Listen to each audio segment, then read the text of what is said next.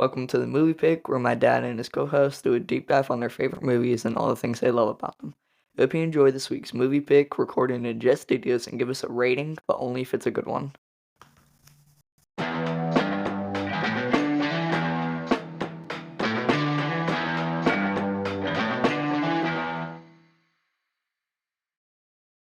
There's no crying in podcasts. And today we are covering one of my favorite childhood movies that I watched over and over and over again. We're covering A League of Their Own. Is that because you had a crush on them? No, I mean, probably maybe a little bit on Geena Davis when I was a kid. And, probably Madonna too, but it may have been more about May than Madonna. I figured it was going to be Marla Hooch. Or Marlon. I mean, I think we're 36 seconds in and she's already getting picked on. She's my favorite character. Taking stray bullets. So welcome into the Movie Pick. Thank you, Tia. You're welcome. For sitting down with me. The year was 1992. The World Series. Blue Jays beat the Braves, which definitely fits our theme right now. And that was a bummer of a year. I remember watching that World Series in my grandparents' house. This movie came out July 1st, 1992. And the top 5 92 movies that were released in 92. Like, there's all different lists that you can look at. And this movie came out the same exact day as Batman Returns, which I thought was pretty interesting. Because that's like I'm going to bet Batman Returns did better. It did, but it held its own. Like, it actually had an increase the second weekend. A League of Their Own did. So, like, the first weekend, I can't remember what the dollars were, but I know the second weekend, it did even better, which is always like a sign of word of mouth. Like, people go to see it, they love it, they tell other people, hey, you need to go see this. And we had Tom Hanks in there, so. Yeah, this was, he was already an all-star. He wasn't the Hall of Famer yet. Talking about Tom Hanks. But he was getting there. Like, he was building the Hall of Fame resume right then. So the top 5 that year, great top 5. A Few Good Men. Okay. I love that movie. Lethal Weapon 3. Okay. Love all those movies. Batman Returns. Uh-huh. Home Alone 2. Good one. And Aladdin. Oh, okay. See what I'm saying? Like, this was a great top 5. This movie ended up number 10, and it grossed like 107 million. It inspired 2 different TV shows. I knew about the second one that came out on Prime, like 2022. Yeah. And it was short-lived, like only lasted maybe like a year. Yeah. The other one was even shorter. Oh. It was a sitcom style show. And for a very serious. I can't remember the actor's name, but you'd know him if you saw him. He's the one that was Chandler's boss. He bang, and he would like smack his butt. Yes. That guy was like the Jimmy Dugan character. Okay. I think only 3 episodes aired. And Marla Hooch returned, the actress that played Marla, and I think Betty Spaghetti, the actress that played Betty Spaghetti, but there was no Geena Davis, no Lori Petty. Well, I know on the one that was the 2022 one that Rosie O'Donnell made a cameo in it. Did she play Doris? No, she played a different character. Okay, yeah. Yeah, so like in the show, the first sitcom show, I think 3 episodes aired, and that was it. But yeah, the 2022 one, I never saw an episode of it for no other reason other than I was just like, I just haven't watched it. I may at some point, knowing there's only 1 season. And what did it come on? Prime. Okay, so it might have been a little risque. Who knows? That may have been why I didn't watch it. But usually I try to wait and see if a show gets a second season because I hate watching unfulfilled shows. I don't want another Freaks and Geeks on my hands where you watch like 13 episodes, you love it, and they never make any more. So I usually wait until a show gets picked up for at least a second season. So this movie had a 7.4 IMDb. Do you feel like it's right in the sweet spot or should have been more? I agree with that rating. Yeah. I would have maybe had it a little higher, but give it a solid 8. I would have put it close to 8. Maybe not a solid 8, but close to 8. 2 hours and 8 minutes. I know that you love to put sections on the cutting room floor. Mm-hmm. I wouldn't cut anything from this. I wouldn't cut a scene. Good for you. Not a moment. That's saying a lot for you. Yeah. And I actually said the same thing about Field of Dreams. Field of Dreams was like an hour and 46 minutes or something like that. And I actually felt like they could have made more. And the original cut of this was 4 hours long. So the Oh, original wow. cut So of they A had to League of cut a Their lot. and that's the whole reason why, when the credits roll at the end, why there's so much baseball being played by actual women that played in the Yeah. league. Like, that's why there's so much there. That's like a 5-minute scene after the movie's over because Penny Marshall, the director, had so much extra footage. But we're going to get to her. So, Penny Marshall, she directed some that I've never watched. I mean, I've heard of them: Jumping Jack Flash or Jumping Jack Flash with Whoopi. Mm-mm. Big, she directed Big, Okay. which makes So, sense. yeah, with her relationship with Tom Hanks. Awakenings, which I've never seen. Renaissance Man, which I've I saw a lot as a kid and I liked it. I can't remember it. I remember it was the first time I ever saw Mark Wahlberg in a movie. I do remember that. I think the two things that she will always be known for is Laverne and Shirley and being Gary Marshall's sister. Yes. That's like whatever, like, if you had to describe her, there are two things that you would throw out to get somebody's attention. But what I'm always going to know her as is Hocus Pocus, Yeah. the Devil's Wife. Yeah. Medusa. Medusa. Yeah. Well, she also directed, I think you like this one, Riding in Cars with Boys. Oh, I love that one. So I think she, like, when you look at, for me, if you said Big and A League of Their Own, those are two legendary movies for me that she directed. So this movie was actually originally a documentary. I didn't know that. And his name is, or I think it's him. Yeah, it is. Kelly Kendall. And he was the son and a nephew of two of the girls who played in the All-American Girls Professional Baseball League. Are you sure his name wasn't Stillwell Angel? I'm just kidding. No. His name was Kelly Kendall, and his mom played, his aunt played. They were actually two sisters. And so he did a whole documentary on it. And then after he finished the documentary, he comes to a Hollywood party and he pitches it to Penny. I didn't know. Okay. And Bruce Willis was there. And I can't remember the other names of people like he was pitching the idea to. And obviously it stuck with Penny Marshall and she went with it from there. Well, she's a huge baseball fan, for one thing. So. Like, I did read that. And because that was one of the, and this is kind of skipping around, but that was one of her requirements for the girls that played in this. Everyone except for Geena Davis had to actually audition or had to do like tryouts for baseball. And they actually had to prove that they could play baseball. And Geena was the only one that didn't. And thankfully was like naturally, I should have done my red leather, yellow leather, naturally athletic. Well, one of the girls, the one that gets the giant strawberry on her leg, she had that for like a year. Yeah, legit strawberry. That was, what was her name? Oh, I don't remember that. Alice. Okay. Alice. Good for you. Yeah, that was Alice. Yeah, and I always thought that was fake, obviously, because that's the one when he's like taking a picture of it. But yeah, But they had to go through the training and everything. Yeah, and I've had some strawberries, and I had one time that went all the way from my knee like down to my ankle. That was the one that you probably should have gone to the doctor for like staph infection or something. Yeah, it was bad. It was ugly. I just remember, and it was like instinct took over because I remember I was wearing shorts playing softball, and not to slide when you're wearing shorts, and I just slid. I was like, the only way I can get in safe here is if I slide, and so I took slid. One for the team. I was safe. Scored the winning run. See, that's what I'm saying. Like the red leather, yellow leather. Should have done my exercises. But there was one little nod to Laverne and Shirley. I don't know if you noticed that. No. So one of the announcers played a guy named Squiggy. His name's David Lander.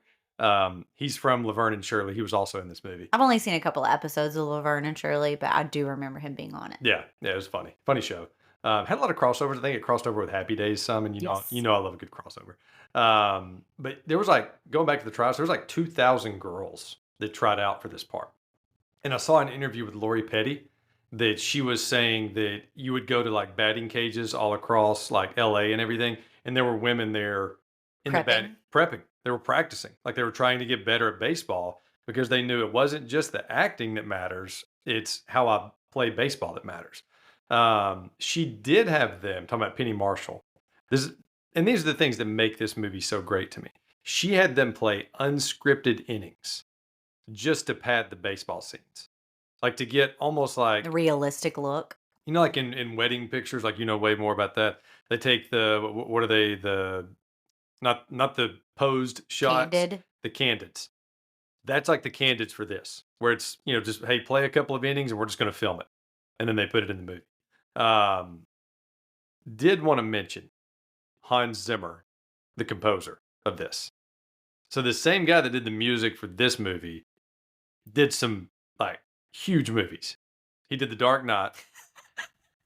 Sorry. I was like, that name sounds familiar. So I'm thinking of Hans Gruber. no, no, no, we're not. We're not going to Nakatomi Plaza tonight. No. It was the same guy that did The Dark Knight music. He did the Lion King music, like the original one. Did Gladiator, and that's just like the peak of his stuff. Like that's just the best of his work. That's like his greatest hits. So the fact that, again, you talk about what makes this movie so awesome. The music is a great part of this movie. Now, Geena Davis, what are your first memories of our girl Geena, or what do you think of when you What think was of Geena the Davis? there was a movie I was obsessed with. I know it. Long Kiss Goodnight. Yup, with Samuel L. Jackson. No, no. So she was Dottie, the Queen of Diamonds, and the reason I'm starting with her instead of Tom Hanks is it bothers me every time, and it bothered me as a kid. I don't know why. When the credits start rolling for this, it goes Tom Hanks and then Geena Davis. She was the bigger name. I mean, he was the bigger name. I don't care. Geena Davis was the star of this movie. That's always bothered me in movies when, like, they did it with Batman. They said Jack Nicholson, and then it Are said you Michael Keaton. serious? Yes. And they did it with another Batman. Who knows? That may have been something in their contract where they were like, I have to be first on credits. Sometimes it does work with the first build, or it goes with, like, we want to put the biggest name, like you said. But the reason we're starting with Geena is this is her movie. When I think of A League of Their Own, I think of the funny Tom Hanks parts, but I think of this as Geena Davis's movie. Like, she's the heart of the movie. Can we all just talk about too the fact that she looks, the amount of plastic surgery she's had, like she looks exactly the same. Well, and she was what, 6'1"? She's a tall gal. Or she is 6'1". Wanted to go through like just her 10-year run. And unfortunately for women in Hollywood, it's usually about a 10-year run. And she fits she fits that stereotype. Because listen, so she did Fletch, was a small part in the Chevy Chase movie. And then she did The Fly, Beetlejuice. Oh yeah, Beetlejuice. Yeah. Earth Girls Are Easy, which is a funny one to me just because it's a Jim Carrey early role with Jeff Goldblum. She did a movie called Quick Change with Bill Murray. And then Thelma and Louise is where she kind of took off. Yeah. That's where she was like, whoa, who's this girl? And then this movie, a movie called Hero, Long Kiss Goodnight, and then it was over because after that she did Stuart Little. And if you look she's the mom in Stuart Little. If you look at her IMDb after that, she's still acting. I mean, she's still acting, but it just went, I hate to say downhill, but I would say it's not because of her acting skills. She didn't lose anything. If anything, she probably got better. It's the parts aren't offered as much. And it's a shame. When you look you're entering a new chapter of your life. No. So different characters. No. So she even picked up, like, once she figured out how athletic she was, she even picked up archery after this and became like really competitive in archery. She had never done sports before this movie. Like she She grew would up. have been a cool competitor for like Hunger Games, I bet. Yeah. And I think because of this movie, she makes me think of like because it's set in the 40s, it makes me think of like the old Hollywood beauties. Oh yeah, I love that hairstyle. Yeah. But I think it's only because of this movie that she makes me think of that. And I don't know. I mean, I just think she was perfectly cast. I don't think they could have cast the part any better.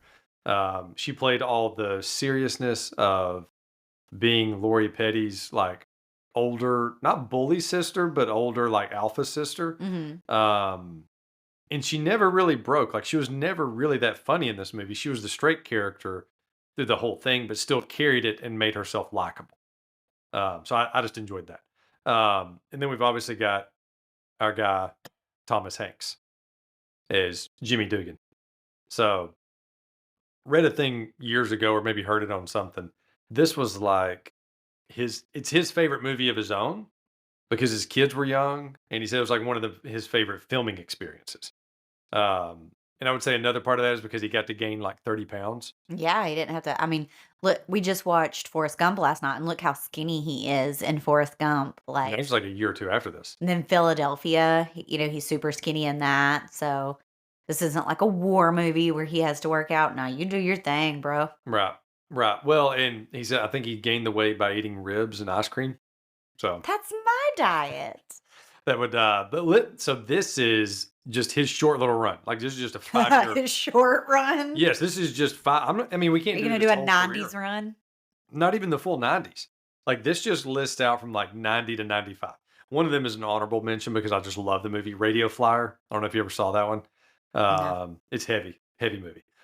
League of Their Own, obviously. Sleepless in Seattle, Philadelphia, Forrest Gump, Apollo 13, and Toy Story. I ain't gonna lie, like I feel like those are the ones that made him. That's what I was saying. Like this was the beginning of him building his resume. Yeah, because As a like first ballot you Hall think of of Famer. Turner and Hooch and Mhm. stuff like that, like those were fun and everything, but like they weren't what made him Yeah. his face Big, known. big is the. I mean, he was on what was the show Bosom Buddies, where they were like cross dressers and they dressed like women to get like better rent in their apartment or something like that. I used to watch that show as a kid, so that's where he got like his start.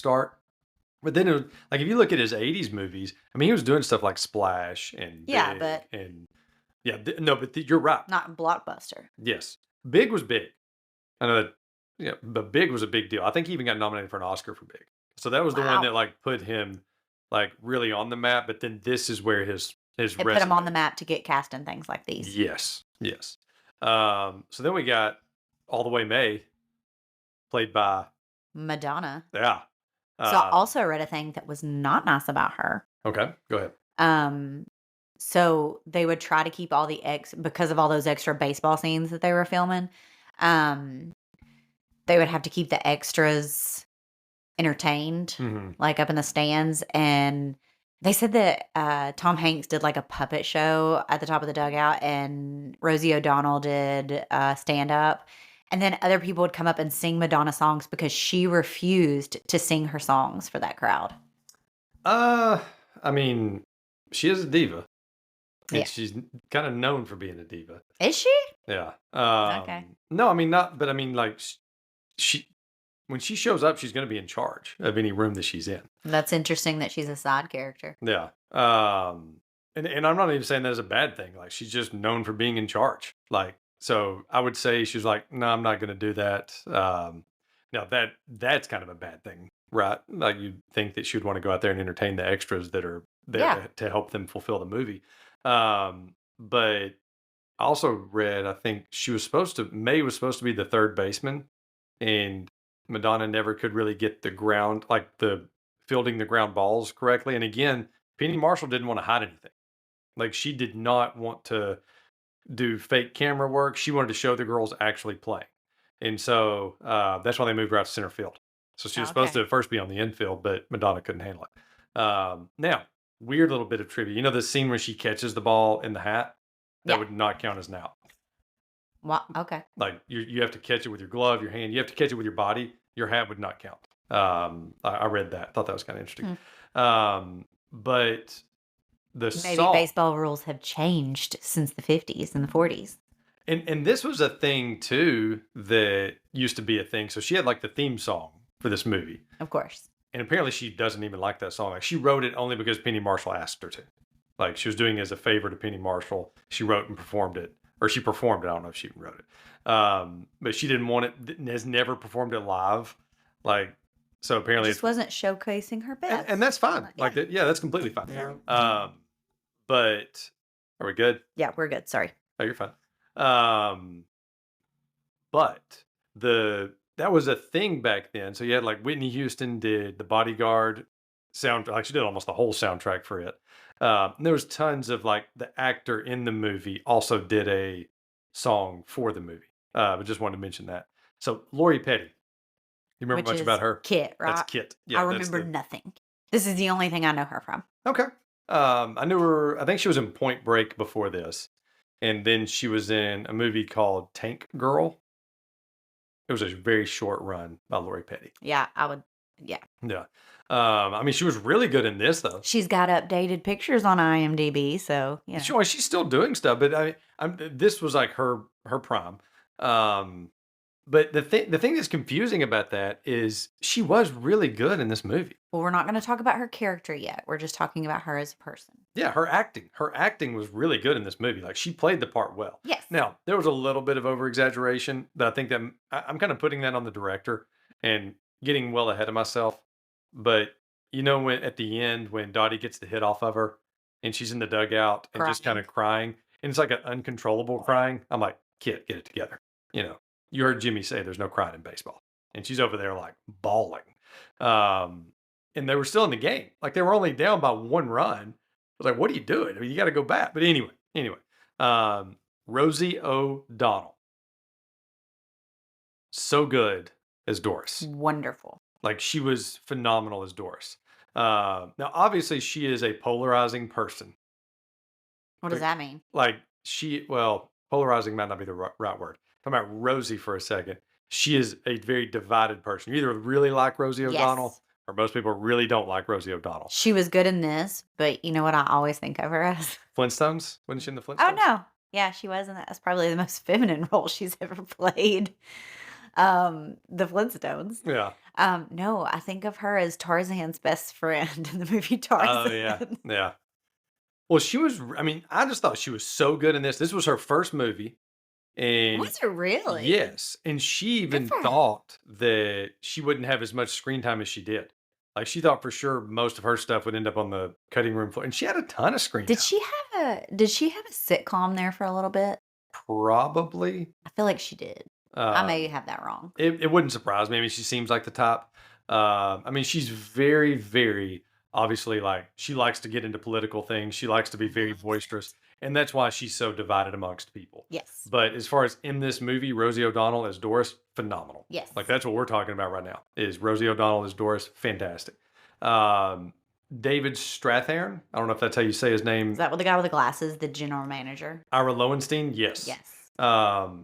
I saw him in so many things when I was a kid. Did you see him in Simon Birch? I love Simon Love Birch. that one. Yeah. Such a good one. So underrated. Yeah, that's on my list actually of movies to cover. But yeah, he was good in that. The first movie besides this, so I saw him in this, and that's what I viewed him as was Ira. But then he was in The River Wild with Meryl Streep. He played her husband. Oh, okay. And so just solid actor. He got really popular like in the mid 2000s because there was some movie that he did that he was nominated for an Oscar for. I think it was Good Night and Good Luck. I watched it, couldn't really. I think it was a George Clooney directed movie. I just couldn't really get Interesting. into it. Yeah. So he's a really good actor. Like he was him and Don Cheadle were kind of on that same like trajectory as far as being really good actors that nobody knows about. And then Don Cheadle got the roadie part, just blew up, like where everybody knows who Don Cheadle is now. John Lovitz. Love his character. It's my favorite John Lovitz part of any movie that he's ever been in. Yeah. And I mean, I love it mention, when he like guest stars on Friends. Mhm. The couple of times he's done that. I do Mhm. love that, but this takes the cake. I mean, I do love the wedding singer, who has moves like this. And I love the wedding singer kind of cameo that he does, but this is the one. Like when I think of John Lovitz, this is what I think of. And apparently, like so many of them had a hard time in the scene, especially Lori Petty was saying she had a hard time in the scenes with him because she was wanting to laugh so much. Did he get to like ad lib a lot? I think so. Yeah. And so Penny Marshall was like, I'm going to take this for what it is. Because you know what? That dude, God did not bless him with attractiveness. Sure. So he said, I'm going to roll with it. Yeah.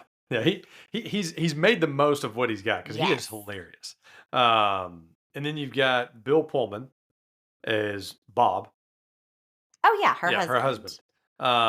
And we'll get to a little bit more about Bob, but Bill Pullman was another one of those guys that was like constantly the side character. Yeah. Casper, Sleepless in Seattle. Yeah. Yeah, What? No, no, no, no, not Sleepless in Seattle. While you were sleeping. Sorry. no, I think he was in Sleepless in Seattle. Was He was Meg Ryan's first Oh, boyfriend. there you go. Yeah, that she leaves. That's what I mean. He was always kind of that part. Independence Day. Was he in Sleepless in Seattle? Now it's bothering me because I don't know the answer to that that. means he was in 2 movies with Tom Hanks, where Tom Hanks really had more chemistry with his. Anyway, yeah, I think he might have been in Sleepless in Seattle. Fact check. Because I think he had allergies. For some reason, I want to say he had allergies in That's what you Sleepless. remember Well, about yeah, I it. think because that's one of the things that she remembered, like she or that she wasn't attracted to or something. I care. But then I wanted to mention Tia Leone, mainly because 2 You reasons. wanted to surprise me, and I finally found her, and she was on the Racing Bells. She was, and she had no lines. No, she did. What'd She she had say? like one. Yeah, I think she said like yeah, like when she hit the Yeah. ball. Yeah, yeah. But I was hoping to surprise you with that, just because there's not many Tias out I there. figured. But also wanted to mention before we get into some of the real women in baseball stuff, also wanted to mention Lynn Cartwright. Who's that? She played the older Dottie. She looked Oh, yeah. exactly like Geena Davis. Yeah, she does. You know they ad-libbed Geena Davis. They voice dubbed Yes. her to be Geena Davis's voice. As a kid, I thought that she was actually Geena Davis. Magic. Well, no, I thought it was like makeup. I thought they had like old makeup on her. Because she looks so much like her. It almost has to be like her grandmother or something. No, she was an actress. Because they look so much alike. But then also the one that plays who's the really Southern girl, the one that sang the song. She was the blonde. She was Miss Georgia. Yeah, that one. The one that played the older version of her, Ellen Sue. Yeah. The one that played the older version of Ellen Sue. She also looked just like her. I like that they just go ahead and address the fact that she married a plastic surgeon. That's what I mean. Like she looked exactly like the actress that played the younger version of Ellen Sue. Bill Pullman was in Sleepless in Seattle. So that's 2 movies with Tom Hanks where There he you was go. not the main guy. So you did a little research on real women's baseball. Yes. Hit us with it. You know, like the 1940s, this is World War II, the All-American Girls Professional Baseball League. Started in 1943, and it actually did go to 54 until it ran out of money. So, the dude that owns the Chicago Cubs, he inherited the Chicago Cubs, FYI, from his father. His name is Philip Wrigley, from the Wrigley chewing gum. You get that tie right there because in the movie it's Harvey from the Harvey bars. Yep. Well, this Yep. is Wrigley from Wrigley chewing gum. And even the auditions was at Wrigley Field. Yes. Yeah. Well, and the spring training in the movie is at Wrigley. Mhm. I don't know if you knew that. Mhm. But anyway, so I thought that was cool that he inherited the Chicago Cubs, that his daddy owned them and inherited them. So he decides during the World War II that they're going to try to come up with something. So the GM, not really named Ira Lowenstein, to create the women's league. And they really did have 4 teams to begin with, which really was the Rockford Peaches, the South Bend Blue Sox, Racing Bells, and the Kenosha Comets. I always wanted to be the Kenosha Kickers because isn't that what in Home Alone? I was going to say Boca Boca. Yes. That's what it makes me think of every time when I hear Kenosha on this. Oh, the Kenosha Kickers. Yeah, go ahead. Sorry. So it did eventually, like by 1948, it really did grow to like 10 teams, but it really did start out with 4. There was over 600 women that ended up going to play in the All-American Girls Professional Baseball. They really did have to go to charm school. Mm-hmm. There really was a code of conduct. The All-American Girls Professional Baseball League is still a thing. You can go on their website. There's tours of different places. But they have all the stuff that you can look at where you can see like what the code of conduct was. They really did have chaperones and rules, and they did have to wear those skirts. That was a rule. Like a lot of times, is just so crazy. Like a lot of times the girls would be wearing jeans on the bus and then change into dresses in public or skirts in public and then wear the skirts while they played. Like that to me is the worst part. Not just the etiquette school, but the fact that you made them wear those uniforms. Yes. Like that. and then play a game where you're sliding in dirt and you get strawberries like what Alice Yeah. got. Like it's crazy. It's crazy. I mean, why? Because when they show, like, if you notice when they show up for their tryouts, they're wearing like normal baseball Yeah. uniforms. Like they're wearing Well, and pants. wasn't it All the Way May was ready to quit? No, she didn't. She was ready to quit because they wouldn't Oh, allow yeah. the smoking alcohol in men. Yes. Like Yes. that. So sorry. That's So why sorry. she was not quitting because of the skirt. I think that was more clothes on those Probably. uniforms than what she was used to doing from the way that she talked. Yeah. So, anyways, all those characters that we have in the movie are not real people, but they are based on some, like you said, Dottie. Hmm. Changed the name, still called Dottie, the main one that it was written after, Hmm. like kind of based off of. But she was like a first baseman. She wasn't a catcher or anything. Okay. And she played for a long time. She didn't leave after one season. But Gotcha. that's who Well, they based the character off of. And like I said earlier, with the guy who wrote the documentary, he wrote it about his mom and his aunt because they really were sisters on rivaling teams. There was not an All the Way May, but there was an All the Way Faye. okay. And Did it mean the same thing? I don't think so. But like there really was like a character that Rosie O'Donnell was based off that was like a Jersey girl who like her dream was to always play. She always played with her brothers when she was 9 and stuff. So all of them are loosely based, but not actually portraying a particular player. Some of the real women from the All American Girls Professional Baseball League did participate in this movie as consultants, and a lot of them are cameos at the end of the movie. Which is So really cool. that's really cool for Yeah. them that they got to do that. Yeah, it is. And like I said, they would consult with them on the movie. They would interview them and stuff, like some of the actors would, as well as like the production team and stuff of like how accurate is this. So that was cool that they really had their time to shine again. Jimmy Dugan's character is based loosely.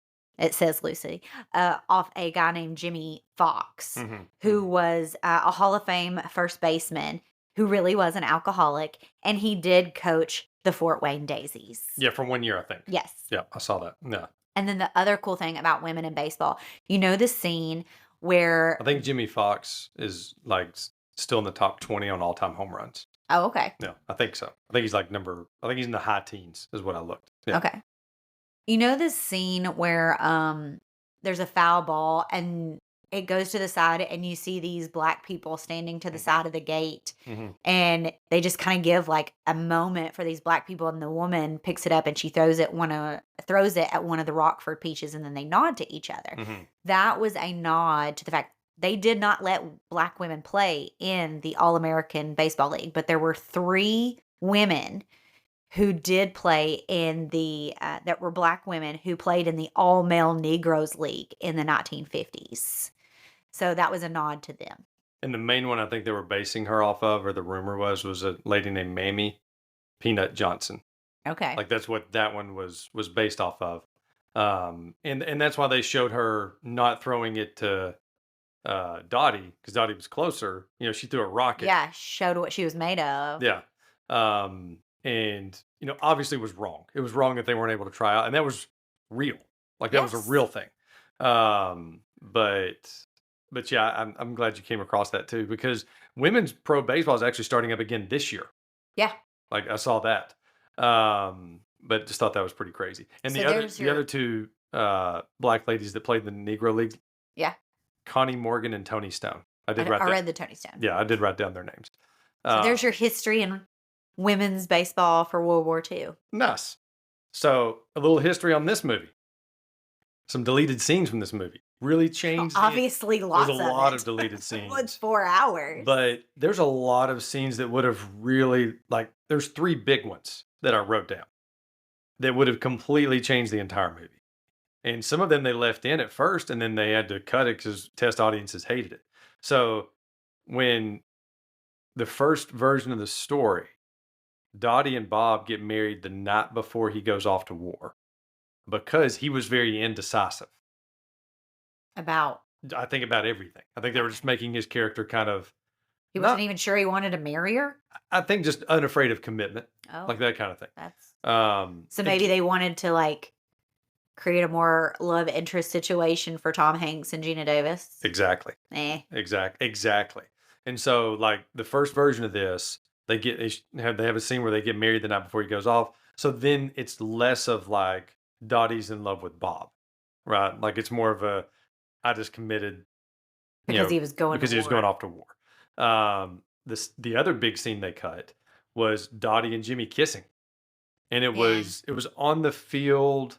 Um, like I think probably around the time when he's like practicing, he's out there by himself. 'Cause it looks like a nighttime on the baseball field scene. Like the lights are on, but it looks like I didn't watch the whole thing. And then the other one that's really weird. So Marla gets married Yes. and apparently gets pregnant. Oh. And she goes and plays for one of the other teams who was Racine. So she actually went and played for Racine because that's where Nelson, who had he was like big in the cheese business in a cheese factory, the guy she marries. Yeah. She marries Nelson, moves, plays for Racine because she moved and got pregnant. Well, Dottie runs into her sliding into the bases and like hurts her. And she has to be carried off in a cart. No, this is awful. That's what I'm saying. And Dottie didn't mean to. So the scene when Geena Davis is crying and Bob shows up, that was supposed to be because Geena Davis or Dottie was so heartbroken that she had ran into Marla, No. not because she was relieved about Bob being alive and probably feeling guilty that she was so relieved when it was Betty Spaghetti's husband that was killed in war. Well, I am really appreciative of the test audiences See what I'm because saying? It that's awful. changes the entire movie if you put any of those in or all of those in. Since we're bringing up Marla Hooch for just a second, Marla Hooch. at the end, when we see Marla Hooch as an older person, Mhm. I'm really glad that she got in tune with her femininity. Yeah. By Yeah. then, she really classed it up a lot. Well, Good for did you her. notice that she was not wearing a Peaches jersey anymore? No. That's why. That's why she's in blue and they're in white. Because Okay. that scene got cut. So that's why at the end, Marla's not on their team anymore. She's playing against them when they're kind of all out there playing. Well, I'm glad that didn't work out. Yeah. Yeah. Doris, Rosie, was supposed to originally be a lot like May. Like their characters were supposed to be kind of very promiscuous. Well, and they grew rowdy. up together. Yes. But they changed the character just to match Rosie.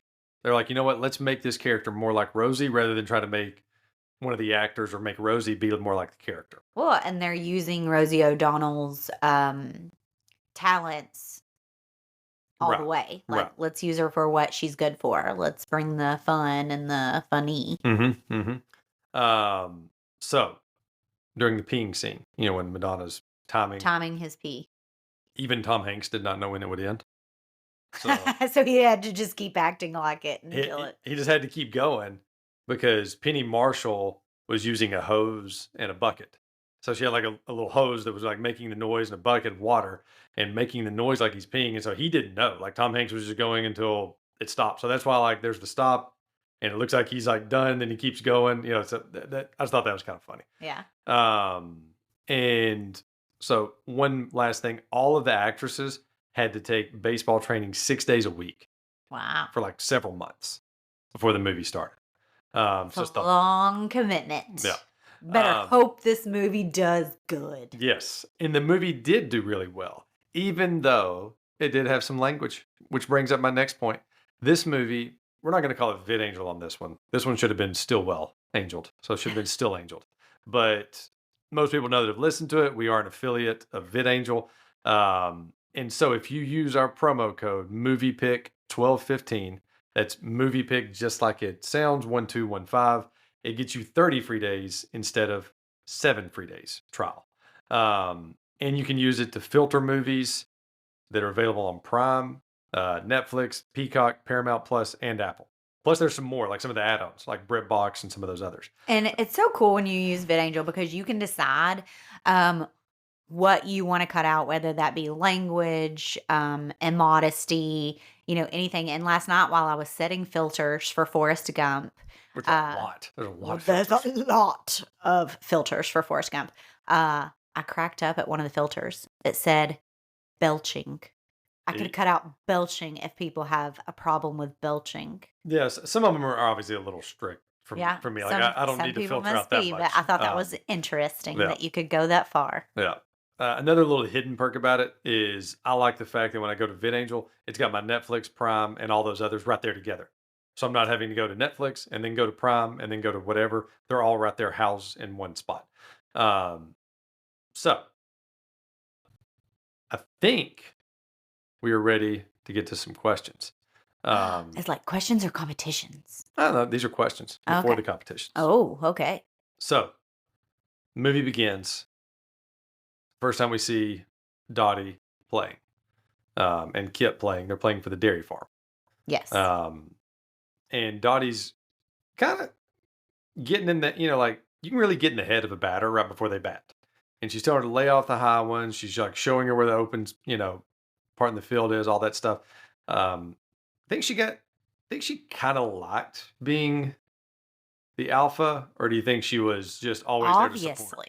Obviously, because when the girls are walking to the farm, back to the farm together, and she's like, "Why are you walking so fast?" Because you are.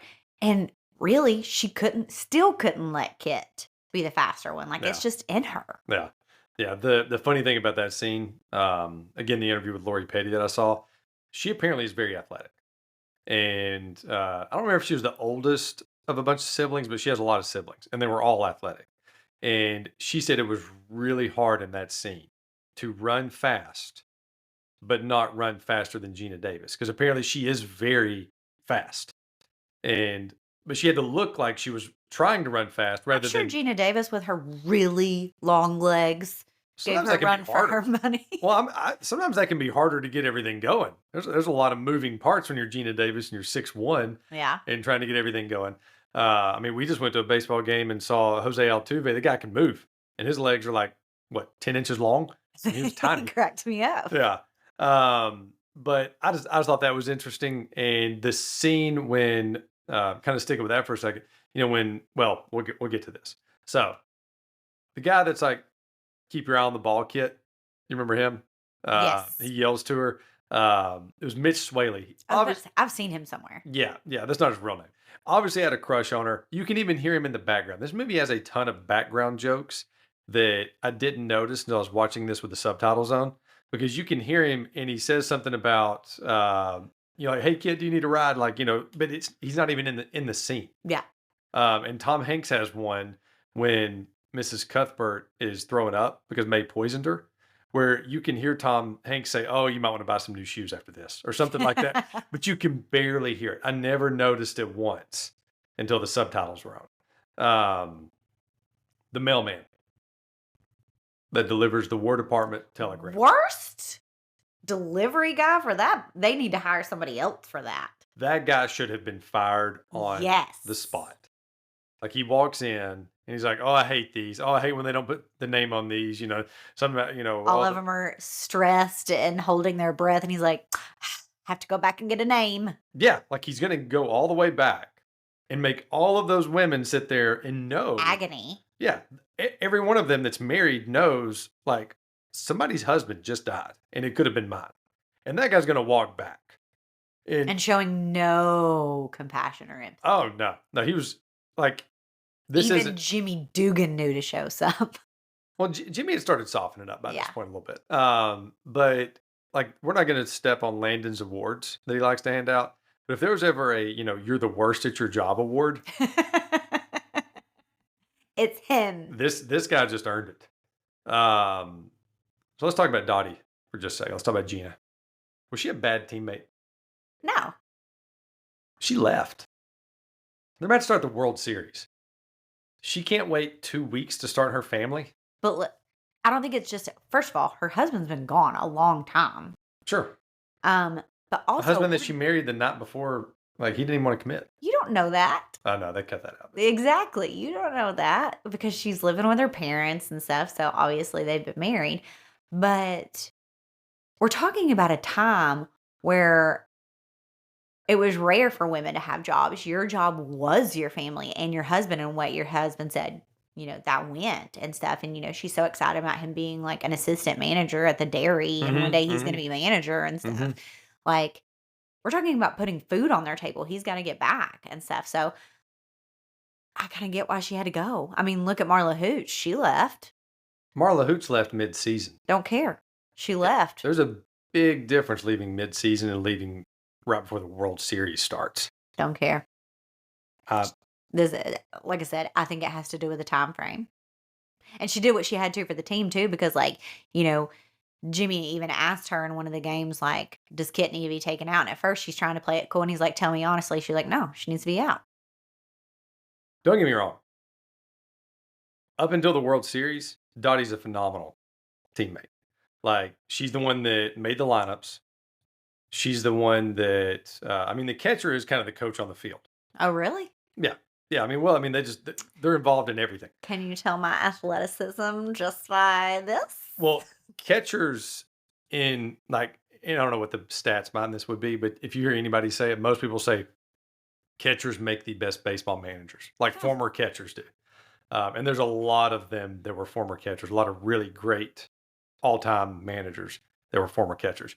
But anyway, because they understand pitching and hitting because they're having to do both. But anyway, so she's kind of the player coach for a long time. She stands up for the girls. She makes sure the girls don't get caught at the suds bucket, which yes, because that was also against the rules with the no alcohol, no smoking, and no men. Well, and that's why they poisoned Mrs. Cuthbert so they could get out. Yeah, and I think that was one of Madonna's favorite scenes to film, obviously, because she's obviously a great dancer. I mean, that's what she's known for. No, that and singing, but she got to show off like her 1940s swing dance. Yeah, I mean, she was really good at it, obviously. But so she shows up to save them there. To me, everything up until that moment. But then, right when Kit gets mad, she's about to quit, and she's like, "Well, just trade me." So she's willing to abandon her teammates, just trade me, just get rid of me. And then when her husband shows up, she's like, "You know what? I'm out." And maybe I'm wrong. Maybe you're right about the teammate portion, but like she even said from the beginning that she could care less if she played or not. Yeah, she didn't care to be there. She went there for her sister. Yes. And she went there for like the what was it when they were doing the interview? Which I wrote. What a dumb thing to say in front of Kit. Would you tell me anything about me? Yeah, I told him how they wouldn't, or Dottie wouldn't come if she couldn't have her sister with her. Like, oh, good job. Yeah. But all right. So shows up for game 7, kind of puts herself right in, like puts Alice over on the bench. Yes. Again, just bad teammate. As Jimmy said, who said you could play? Yes. And so we get to the final game, game 7, and she gets the hit off of her sister. She looks over, and she scores. She puts them up by a run. Now they were the away team, so if you don't understand, Racine then has to score at least 1 run to keep the game going, 2 runs to win the game. So Kit comes up to bat. Dottie had looked over, saw her crying. Again, a little overacting there. And do you think when Kit plows her, she did it on purpose? Do you think Dottie dropped the ball on purpose? Yes. Again, can't tell me that's not a bad teammate. She let her entire team lose. For her husband and her sister. For her love of her family. Yeah. Yeah. Well, I mean, she didn't lose for her husband. She left. Yeah. But she did everything for her husband and her sister, for her family. Yeah. And so I do get divided on whether I think she dropped it on purpose. Because, like, one time I'll watch it and I'll think, yeah, she dropped it on purpose. And then the next time I watch it, I think, nah, at the end of the day, she is really competitive. And she would have wanted her sister to earn it rather than give it to her. I disagree. Yeah. But I think I lean way more towards she let go of it on purpose. And I like that they never address it. I didn't even look things up because I didn't want to. No, I'm saying like in the movie, like the sister never says you dropped it on purpose. She never alludes to it. None of that. Like, let it be to your portrayal. Yeah. Yeah. All right. Now we're getting to the competitions. Okay, So I'm ready. besides Dottie, because Dottie was obviously the best player. I mean, she'll drop the ball on purpose. She'll skip 6 games of the World Series, but she was the best player in the league. Besides Dottie, if you're building your team, who are you drafting first? Marla Hooch. Okay. I've got Marla Hooch, the slugger. I've got May, the speedy leadoff batter. Eh, And then we've got Ellen Sue, who could play shortstop and pitch. Like those to me were True. three of the best players, like really paying attention to it. Those were like the 3 best players. We're not drafting the girl that misses the cutoff man, Evelyn. And I'm also not drafting Evelyn because she brings Stillwell with her. And I'm not, I Oh, could not handle that child. But anyway, so who you drafting out of that? out of the group. You're still going with Marla? Oh, heck yeah. Yeah. And I'm even gonna throw Kid in there. Kid was good. Yeah, she was. Yeah, Kid was really good. Doris was really good. Yeah. So I mean, those were like their best players. I mean, I think if I'm starting off the team, I wish I could have seen Ellen Sue hit a little bit more. To see if she was actually good. You're like, hey, let me actually like draft these girls. Yeah. Let's see you play. I was trying to pay attention. Like if I was building my fantasy league, I was building my fantasy team, like who would I go for? I'm probably with you. I'm going for Marla Hooch, but I bet May puts up some stats. I don't think so. I think she was a leadoff batter, which means she gets up to bat more than anybody. Okay. Is that And another thing in baseball? I don't know. yeah. Okay. Well, if you're talking about fantasy, now you're Always talking about knew building that- your team. Yeah. Like, I always heard that third was best. Well, you want your at bats, like you Okay. want somebody to get the most at bats, and that's kind of changed a little bit over the last few years. Second and third hitters used to be like kind of your main person. Now it's turned into the number 2 hitter usually. Oh, okay. And that was another thing I noticed towards the end of that game was they had Dottie batting like 5th. I'm like, there's absolutely no way in the world. Because I was just paying attention to the way that everything laid out. Because May batted first. I think it was Doris next. And then the girl that bunted, which would have been Evelyn. And then I can't remember who was after that. And So then it you're was like, Dottie. this is not correct. I saw your glitch. There's no way that you're putting Dottie batting 5th. Absolutely no way. She's batting 2nd as long as the day is. Like she is batting every time 2nd. But yeah, I'm taking Marla Hooch for a real team. I'm taking May for fantasy league. Because I bet she never strikes out. I bet she's always on base. On base percentage is high. And she's stealing bases like crazy. All right. Dottie's most impressive play. The Bearhound. I was about to say, you're going to have to give me some suggestions So, because yeah, all I I've got- remember is the yeah, splits. I've got some here for you. The bare hand catch, which is when Doris just slings. Oh, yeah. And then they Yeah. How'd you do that? They repeat it at the end of the movie. Yeah. The splits catch when she's trying to impress people for the league. The behind the back catch. Eh. And then in the World Series, the dugout catch when she goes like full out into the dugout, which again leads to me thinking she was being ridiculously competitive. So those 4. My favorite to watch is the split ones, but the most impressive is the dugout. Yeah, I'd agree. All right. So out of all these girls, who would you want to hang out with the most? Okay, there's a lot of personality. Yeah. In these women, and this is why the last 20 years I've worked with all men. Sure. Like not as much intensity usually Sure. as being with women all the time. So I thought about this when you asked me this earlier this week, and I think the one that I could handle the most all the time is probably Betty Spaghetti. I had Betty Spaghetti on my tops list. Like she was actually the first one She I wouldn't thought get of. on my nerves. Yeah, she seemed like a very sweet person. She knits, she makes spaghetti. Like, how can you be mad about that? Yeah. But the one I went with, and it was pretty competitive. Like, I think, I don't know. There's a few of them that I don't think are a good hang, but I actually went with Helen Haley. Who's that? She's the one that made the coffee, and she was renowned for her coffee. Oh, yes. So yes. that's the one I want to hang out with that can pour a good cup of coffee. There you go. Yeah. She seemed non-confrontational as well.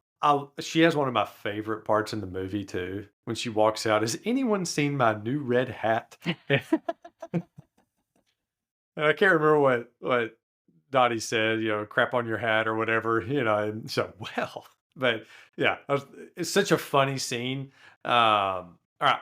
Which girl, there's the curveball, would you want to hang out with the least? And so I've got a few listed out before you just, okay.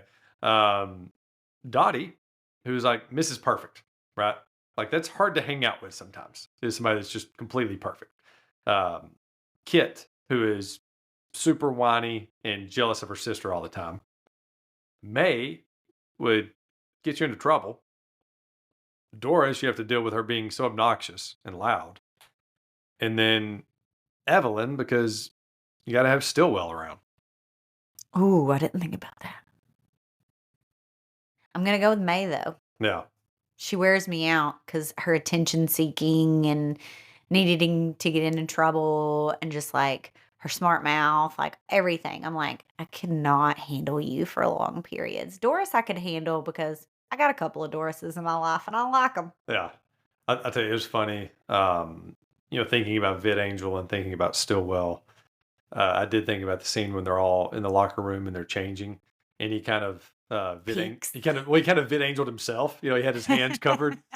Like I remember being told to do that as a kid, like, oh, cover your eyes. Yeah. And yeah, he did do the peek. Like he was peeking there. Cause I think he was right next to, the one that had the plastic surgery, Ellen Sue. Yes. He was right next to her. All right. Favorite Tom Hanks moment. And you can add any that you want to.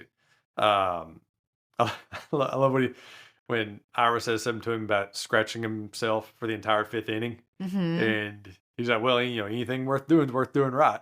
I love when he wakes up on the bus and makes out with Mrs. Cuthbert and then spits out his drink. There's no crying in baseball scene. Just to go back, that scene that you're talking about, our daughter cracked up at that scene where he kisses Miss Cuthbert. Yeah. There's no crying in baseball scene. Well, the most iconic. Yeah. His first really show up with the girls, like when he shows up just stumbling and drunk and does like the however long May timed it pee and rips up the guy's rips up the guy's baseball card. Betty's baseball card. Or holding back yelling at Evelyn. That is probably my favorite. When she missed the cutoff man the second time. That's my favorite. I would probably go with that one. I mean, There's No Crying in Baseball is the best scene, and it's what people know from this movie. Yes. But the way he was so funny in the scene when he's trying not to yell at If you don't know what he's doing, you obviously don't have children. Yeah. I'm trying to hold in the yelling and the anger. Well, and I think just like you should YouTube that moment because it's just so funny. And then when she walks away, like he's still shaking because he's so angry. And what does he say? Next season maybe we can work on that. And then she gets it the next inning. She hits the cutoff man the next inning. So many women tried out for the league because I forget how many they said they were taken out of all the women who tried out in the movie, not in real life, in the movie. And when I see her playing and stuff, I actually went, you made it, huh? Yeah. Picked you on all of those. She did good, though. She did good. You're telling me that there was no better talent out there? She had a good sacrifice punt that moved them ahead. And the fact that she had to bring her kid along, did that not? Oh, I guess, when she started, her kid wasn't with her. Yeah. Stillwell wasn't with her. No. Oh, you're not. Okay. I thought you were talking about the actress. You're talking about actually. No. Actually picking movie. Evelyn in the movie. Yes. Yeah, I got you. That makes sense now. Okay. Well, best quote, and there's really only two that I wrote down. Okay. And one of them is only because it's like, this really fits life and is good life advice. Because I think there's only one from this, so I'm interested to hear the other. There's one winner. There's one winner, but there's another one that just gets an honorable mention. And it's when she's trying to leave, when Dottie's trying to leave the team, and she said it just got too hard. And he says it's supposed to be hard. If it wasn't, everyone would do it. The hard's what makes it great. And I've actually used that before as far as like sales stuff or like things that are challenging. You know what? It's if everyone could do it, it'd be easy. If it was easy, everyone would do it. But the winner is the number. There's no crying in baseball. I mean, it's the number 54 ranked quote AFI. I'm shocked that it's down that low. Yeah. There's a lot of great, even, like I said, we just covered Field of Dreams. If You Build It, He Will Come is like in the 30s. I would put this over that. There's no crying in baseball over it. I don't know. It's a little more iconic. If You Build It, He Will Come. Whatever. All right. So now we are to your baseball movie, Mount Rushmore. And if you have any honorable mentions, you're welcome to do honorable mentions. Or you can just give me your 4. Okay. All right, I'm ready. What if I don't know the name? Is that okay? Or are you going to help me along? Then you really love that movie. Yes, I'll help you. Yeah. Yes. It just Yeah, like went understood. away from me. So Yeah. Sandlot's going to be in there. Okay.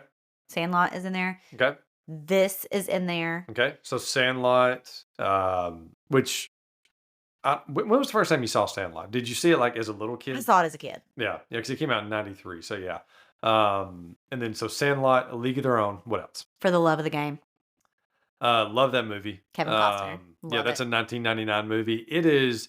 So I think Beaver actually likes that one the best out of the Costner trilogy. You know, because Costner's got the Bull Durham. We both know that I'm a big Kevin Costner fan. Yeah, I understand. You probably haven't listened to the Field of Dreams episode yet I'm because not. Beaver mentions that Jessica said that he has really honest eyes, which I thought I don't know that that's what I've ever considered. which I thought was a really sneaky way for Jessica to say, "I think he's hot." Yes. Like, oh, you snuck that one in there, Jessica. Good job. But so you got the Costner trilogy of baseball movies. You got the Field of Dreams. You got Bull Durham, not in that order. And you got For Love of the Game. And I would know that For Love of the Game would be your pick. Yeah, Beaver loves that I movie. love it. It's a great movie. I love that movie. Love it. So Sandlot, League of Their Own, For Love of the Game. What else? Fever Pitch. I love Fever Pitch. It made my honorable mentions when I did mine. So perfect. Well, anything else that you can think of as far as A League of Their Own goes? Anything Did you that we're do missing? I haven't got to listen to Field of Dreams yet, but I assume that you did your. Well, that's my plug for yours. Going to have to go listen to that episode. Oh, well played. Yeah. All right. Well, perfect. Well, thank you for covering A League of Their Own with me. And actually, I just can't remember my 4 off the top of my head. I'll go listen. Yeah. Yeah. No, it would have been Field of Dreams, Major League, Sandlot, and I'm struggling on what the 4th one was. Because I think I went back and forth on what it was. Like but it's such a loaded list. Like baseball movies are almost like Christmas movies for me. A League of Their Own might have been my other one. It might have been my 4th. I can't remember. I'll have to. Moneyball. Okay. Moneyball was the 4th. Yeah. Which is Well- hard. That's a hard one to. Happy opening month of baseball. Yes. Happy opening month.